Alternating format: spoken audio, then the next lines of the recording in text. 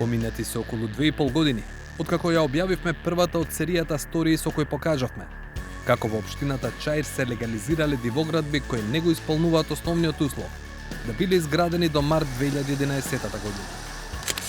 Оваа зграда покрај булеварот Никола Карев е легализирана на крајот на 2020 година. Иако објектот е легализиран како да постоел во 2011 година, до 2018 на терен немало ни трага од зграда. Парцелата почнува да се расчистува во декември 2018 година, а зградата е готова во септември 2020, непосредно пред легализацијата. Јавно објавивме уште десетина вакви случаи. Имавме уште толку други за кои немаше место во нашите извештаи. Како воопшто се легализирале дивоградби кои не го исполнуваат условот да се изградени до март 2011 година. Од општината тогаш не одговорија: барателот е оној кој што поднесува изјава заверена на нотар за тоа кога е изграден објектот. А тие, како локална власт, немаат законска можност да проверат дали изјавата е точна. Но тоа не ја одговори дилемата која логично се наметнува, ако се знае и дека последниот рок за поднесување барања за дивоградби беше 31 декември 2018 година. Како е можно да се поднесени барања за легализација на дивоградби кои воопшто не се изградени? Еве два можни одговори. Едната е самите инвеститори да поднесувале барања за легализација до општината со дадена изјава на нотар, иако се уште не почнале да го градат објектот кој што треба да се легализира. Вториот можен одговор е општината Чаир да си чува место или пак да си додава нови бројчиња во старите уписници од претходните години. По серијата објави на 360 степени, јавното обвинителство отвори предистрага. Они нека ја вршат своја работа, ние све што ќе побараме тука сме. Ако има неправилности ќе одговараме, не. Како медиуми ние објавивме дека дел од зградите реално не постоеле пред 2011 година. Дали вие како општина ќе постапите некако? За тие има изјава од собствениците што аплицирале. Така, но бидејќи сега знаеме дека изјавите се лажни, дали вие ќе постапите на некој начин или? Ја не сум обвинител со да настапувам. Мислев кон барателите на легализација, дали вие како општина ќе постапите? Нека судот одлучува, врз база на тоа што ќе одлучуваме и ние. Сето ова се случуваше во ноември и декември 2023 година. Кога ни дојде на гости во јуни 2024 година, тогашниот државен јавен обвинител беше воздржан за текот на постапката, иако беа поминати 6 месеци од нејзиното отворање. Се прибираат докази, како материјални, така и вербални, постапката е во тек, не можам никакви во моментов евентуални детали за тоа да ви кажам. Коцевски и натаму беше на функцијата државен јавен обвинител кога во очи на локалните избори во пролетта и летото 2025 година, нови агли во целиот случај отвори тогашната градоначалничка на Скопје, Ганела Арсовска. И го чекаме Висарганио да дојде да се јави на главна каса. Значи, одговорен си и треба да докажеш сега во овој момент како си успел да ги упишеш овие легализации во катастар, имотни листави, дечко, да им побераш на овие, без да имаш документи од град Скопје. Од град Скопје ти е вратено дека оваа дивоградба си ја правил во изминатата година, а не во 2011 година. Повиканиот градоначалник на Чаир реагираше брзо, барем за тој случај. Правниот основ за уписот на легализацијата која што беше запишана беше решение за легализација доставена од овластено лице, а тоа е градоначалник на општина Чаир, за која што подоцна се дозна исто така во јавноста дека беше поднесено барање и за бришење на легализацијата и повторно можам и морам да напоменам дека од страна на општина Чаир како професионален корисник кој што доставува предмети до нас, до Агенцијата за катастар на недвижности, ни беше доставен правен основ, а тоа е решение за поништување на легализација. Никој не го прави ова, ти што го правиш, криминалец уеден. Арсовска продолжи да објавува нови примери на противзаконски легализирани дивоградби. Последиците од антидатирањето во некој случај беа повеќекратно апсурдни. Иновацијата е што господинот Беки Маземи е најмладиот предприемач во Република Македонија во изминатото столетие. Тој ја изградил според документацијата која што ни ја презентира Висарганиу, односно за која што лаже Висарганиу, ја изградил оваа зграда во 2010 година, кога имал само 11 години и поднел своерачно изјава и барање за легализација на оваа зграда, кога имал само 12 години. Затоа не е ни чудо што сме ние четврта најака економија во Европа, затоа што нашите млади, уште 12 годишна возраст во Чаир, се стекнуваат, односно градат згради и аплицираат со барање и стануваат милионери. Обвинителството почна да постапува по документите кои Арсовска ги достави до нив. Уште малку, па ќе помине цела година од тогаш, а во јавноста не е познато дека се ближи денот кога некој ќе одговара за толку очигледното изигрување на законите. Па прашавме и сами, што е преземено и до каде се отпочнатите предмети. Во основното јавно обвинителство за гонење организиран криминал и корупција се постапува по кривичните пријави поднесени од поранешната градоначалничка на град Скопје и предметот е во предистражна постапка. Издадени се низа наредби до Министерството за внатрешни работи, а се преземаа и други дејствија. Дополнително, предметот во кој постапуваше јавен обвинител од Основното јавно обвинителство Скопје е доставен на надлежност во Основното јавно обвинителство за гонење организиран криминал и корупција и споен со овој предмет.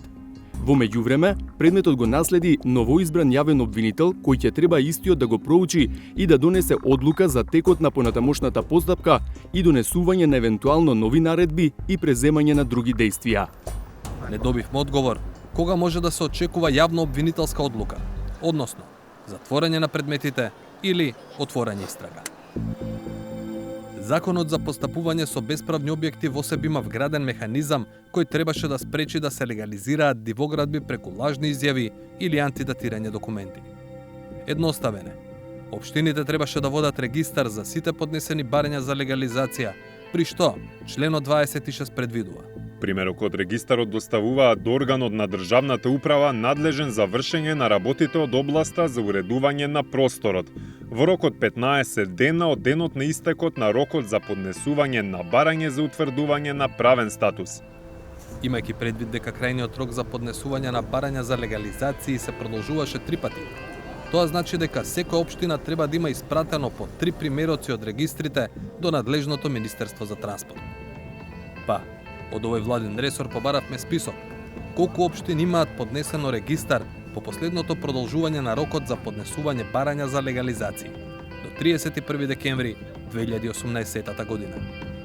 Според деталниот преглед што го добивме, од вкупно 80 општини во земјава, само Боговиње, Богданци, Новаци и Сарај ја исполниле законската обврска да достават регистар на поднесени барања за легализација согласно последните измени од законот.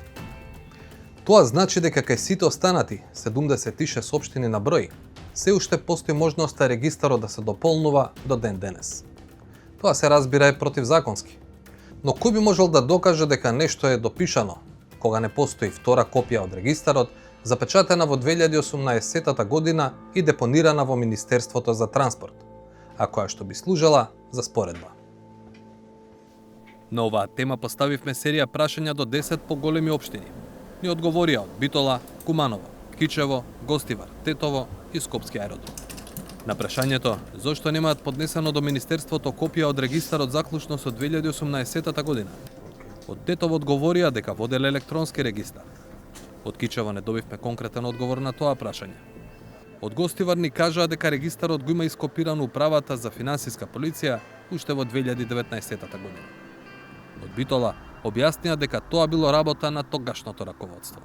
Доколку тогашната локална самоуправа не ја исполнила законската обврска во законски предвидениот рок, актуелната локална самоуправа не може да даде одговор за причините за таквото непостапување од страна на тогашната локална самоуправа. Од аеродром пак најавија внатрешна истрага. Во таа насока, по добиените прашања од вашата редакција, општината спроведува интерна постапка со која детално ќе се утврдат причините поради кои оваа законска обврска не била реализирана во предвидените рокови. Од Куманово, дека веќе го имаат поднесено регистарот. Регистарот за барање од рокот 2015 и 2016 година е доставен веднаш по комплетирање, а дополнително заедно со регистарот за барање од 2018 година во јануари 2019 година повторно се доставени сите регистри. Ниту една општина не кажа дека ќе го достави регистарот. На едно од нашите следни прашања, Како може да гарантираат дека регистарот не е дополнуван со барања за легализација за објекти изградени по 31 декември 2018 година? Добивме шаренолики одговори. Од Тетово добивме сличен став како во 2023 од Чаир. Согласно Законот за утврдување на правен статус на бесправно изградени објекти, секој подносител на барање е должен, како прилог кон барањето, да достави нотарски заверена изјава дадена по целосна морална, материјална и кривична одговорност, дека бесправниот објект е изграден пред 2011 година. Следствено, секое поднесено барање се темели врз документација и изјава доставени од страна на подносителот во согласност со важечката законска постапка. Од Кичево пак одговорија. Со сигурност може да потврдиме дека во регистрите за поднесени барања за утврдување на правен статус на бесправно изградени објекти, како и во упесниците на општината, не се додадени, допишани барања по 31.12.2018 година, но со антидатиран датум пред 31.12.2018 година. Од гостивар ни го пратеа точниот број на примени барања според временските интервали во законот и тврдат дека направени се и редовни и вонредни контроли од управна инспекција и може да проверите дека бројот на поднесени барања е истиот. Куманово аеродром имаат сличен став, дека начинот на архивско работење им овозможувал увид и следливост на поставките. Одговорот од Битола отвора и друга дилема.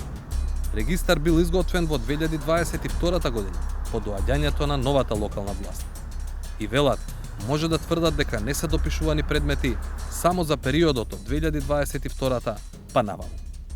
Дека целата законска процедура за легализација на бесправни градби и самата станала институционално одобрена дивоградба, говорат и други фрагменти кои дури сега го добиваат своето полно значење. Уште во 2018 година, тогашниот градоначалник на Веле Саце Коцевски тврдеше дека се обидел да спречи легализации на дивоградби кои очигледно били изградени подоцна од март 2011 година.